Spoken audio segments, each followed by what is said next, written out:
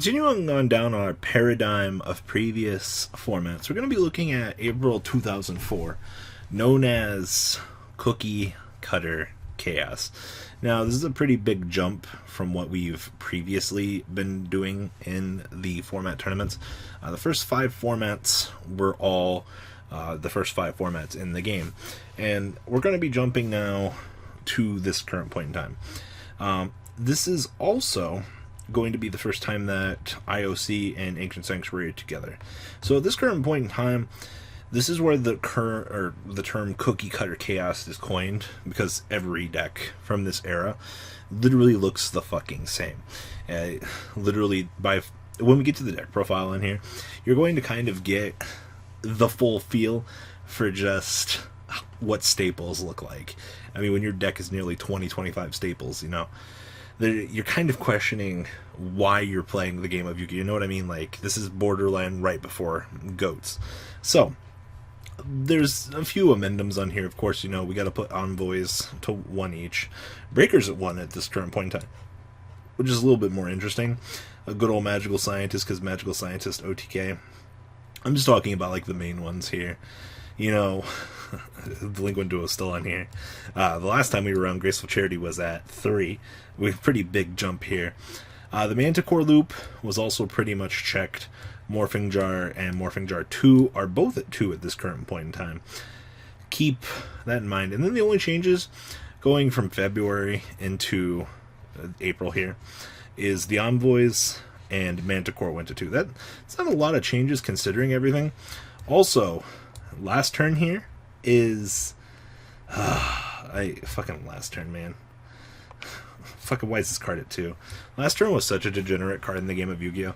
It has honestly the most rulings of anything I've seen. Now, IOC goes down in the game as one of the sets that changed the game the most. Of course, Strike Ninja, Chaos Emperor Dragon, Berserk Gorilla. Berserk Gorilla will become a card in the near future. This is also the point in time where we got DD Scout playing with Strike Ninja. And just the recurability that this combo gives, it's not going to see a lot of play at this current point in the game, but it's something that the future will have. Chaos Necromancer, Gigantus will come around. Chaos Sorcerer is very unknown at this point in time. You guys are more familiar with the Grand Manju OTKs as of late. Fuma Shuriken, which is also another victimizer of the Reversal Quiz OTK, much later down the road. This is a very good set, but the immediate effects that it does. Chain Disappearance coming out in this point in time. But the more staple-esque cards in this set, they're a little bit more passive. Stealth Bird will be a staple in the future for burn. The immediate effects of this set were felt because of the Chaos Monsters. And then, yeah, it's very passive. Defusion, Smashing Ground, Salvage, Compulse. No one even dared touch Compulse at this current point in time. There's no point. And then, of course, Ancient Sanctuary. Ancient Sanctuary is the most lackluster set ever, because you're set up for so much success after IOC. IOC comes out, you snap your fingers, fucking Chaos a tier 1 deck. What comes out in Ancient Sanctuary that can even combat this? End of Anubis? No. Metal Bug? No. I mean, Demise isn't even on anyone's, just a comment in the box at this point.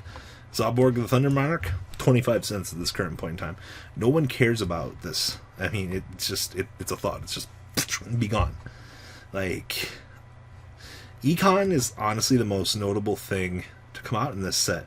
Mystic Walk will be known for later eras in the Cyberstein OTK. But you have this, you have Monster Gate. I still know this set better for this. Oh, look at that. Wall of Revealing Light. We can now play Last Turn. Last Turn becomes a massive eyesore in this format because this trash. Pay 7,000 life points, response. And you're like, what do you do?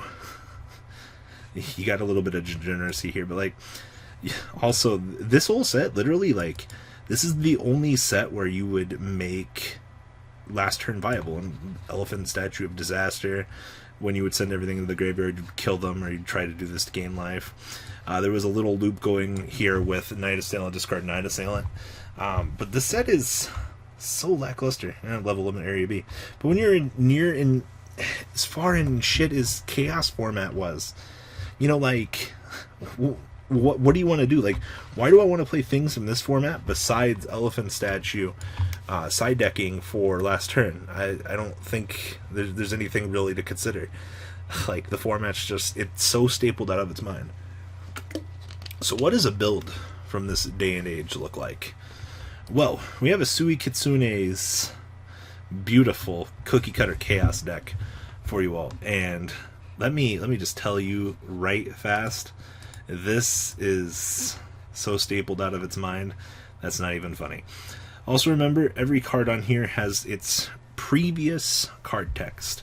Chaos Ember Dragon doesn't have to be at the beginning of the main phase. Demok is every time it's special summoned. Emperor Order is your standby phase only. Ring of Destruction could cause ties.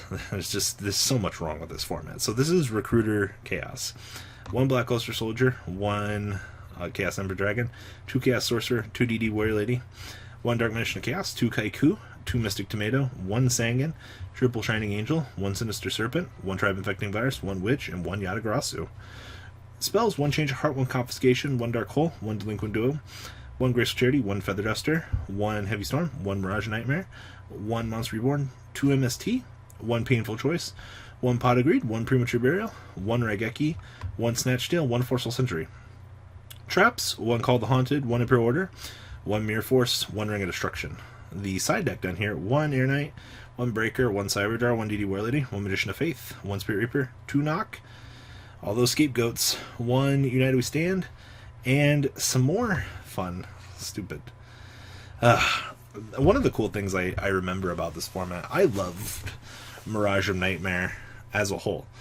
And I'm pretty sure one of these MSTs was probably supposed to be emergency provisions, but you could just trigger emergency provisions as your other pseudo MST and gain life points. It was also a pretty big bluff back in the day that if your opponent would try to use their Chaos Monster to like kill you, you could emergency provision away most of the resources and gain additional life points. Not really much of a big Chinese secret here, but this card with any recruiter got you this. And typically if you would Chaos Ember Dragon with a set Zengen, or even Monster Reborn, a Sangan, search Yatagarasu, you won. Remember, this isn't like Noralis where there's a draw. This is just straight this plus this equals this. You gotta remember, Yata, just normal summon it, do your thing. Now there'd be some times where you might search for Yata off of this, you'll normal summon this, or do this, kill this, and then you'll search for your Yata. It's kind of a bad play, okay? I wouldn't recommend doing that. You'll put yourself at a very open position because your opponent, considering how many staples are in this format, giving your opponent any one draw can just kind of blow you out of the water. I mean, like I said, when 50% of your deck is a staple, literally staple, staple, staple, staple, staple, staple, staple, staple, staple, staples, you know, and like even your trap board is essentially staple.